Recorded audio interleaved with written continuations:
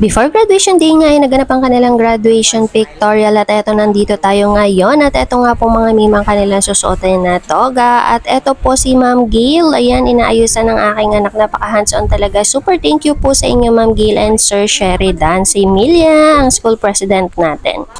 Buti na lang talaga inalaw nila akong pumasok dito sa kanilang room para dito sa graduation pictorial na ito. Talagang gustong gusto ko makita si Sanji dito na pinipicturan. And fast forward nga, ito na nga graduation day na nga ni Sanji at nag-prepare kami ng konting pagsasaluhan ngayong lunch. At ito nagpadala na rin ng kanyang cake si Kuya Kyle niya. At ito pinapagawa namin dito sa Red Ribbon. Ayan, Red Ribbon pinamalayan. Napakasarap talaga ng cake dito. Ayan, favorite cake talaga ni Sanji itong dedication cake na ito, kaya naman ito rin ang napili namin na kunin dahil nga ito ang choice ng Kuya Kyle niya dahil nga favorite daw ito ni Sanji. Kahit napakalayo nga ni Kyle sa amin at nasa California siya ay talagang hindi ito nakakalimot na batiin si Sanji sa tuwing may occasion ito at lalong lalo na yung mga ganitong nakakakuha ng award si Sanji. Pagkatapos nga namin kumain na lunch, dumiretso na kami kaagad sa school at eto nga nakapag-pictorial pa kami ng kaunti bago mag-start ang program. Yung suot nga pala dito ni Sanji na long sleeve at trouser pants niya ay nabili ko lang sa TikTok. Ilalagay ko na lang sa comment section ng link dahil nga napakaganda nito. At eto nga si Sanji na wearing his toga. Ayan. At eto mga classmates niya, nag-pictorial na muna kami sa stage bago mag-start ang program dahil nga wala pa rin masyadong tao nito. Dahil nga may call time sila na 12 at 1 PM ang start talaga ng program nila. At eto na, start na po ang program ni Sanji ng graduation day nila. At eto, syempre pumila muna mga parents and students dito sa likod para ihatid ang mga anak doon sa mga bangko. And syempre si Sanji nga pala po yung maglilipat ng key or torch doon sa ating mga grade 5 students. So yan, kinaugilayan talaga yan. Every graduation day ay may ganito mga mima.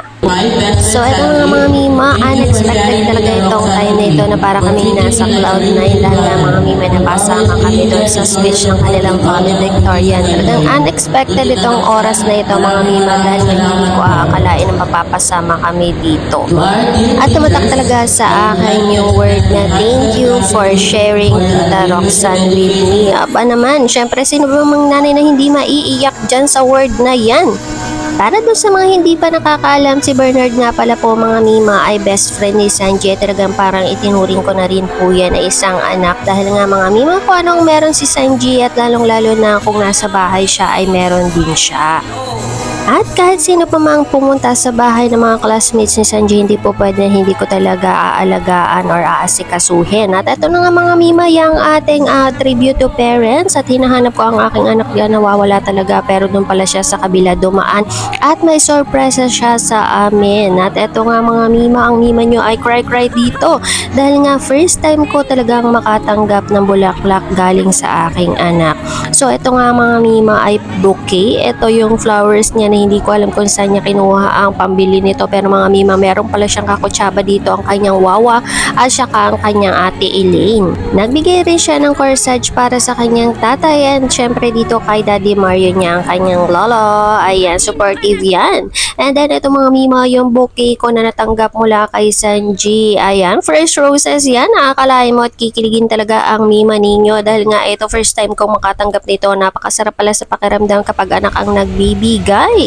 Ang tanging hiniling lang talaga namin kay Sanji ay mag-aral ng mabuti pero ito mga mima, doble pa ang ibinigay niya at ibinalik sa amin. Sino ba namang magulang ang hindi maiiyak sa tuwing makikita nilang ang anak nila ay nakaka-receive ng mga ganitong medals?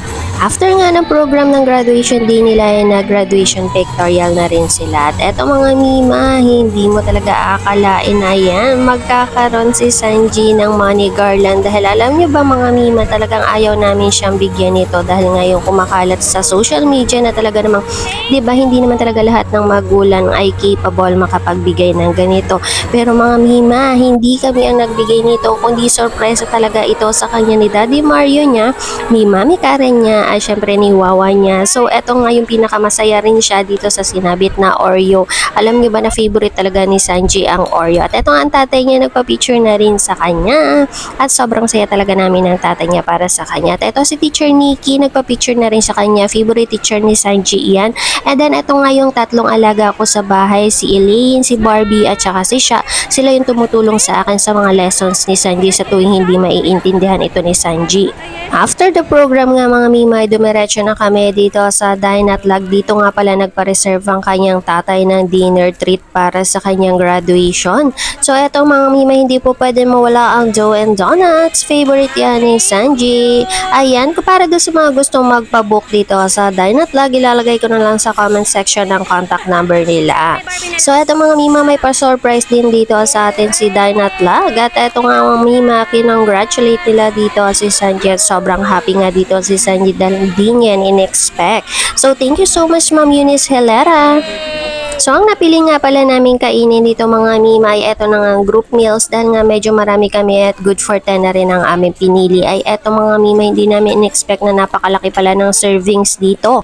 Ang maganda kasi dito sa group meals na ito mga mima ay bottomless na rin po ang iced tea ninyo dahil yan nga ang pinaka-favorite ko sa tuwing kumakain ako sa mga restaurant. Gusto ko bottomless ang iced tea kasi favorite ko talaga yan mga mima.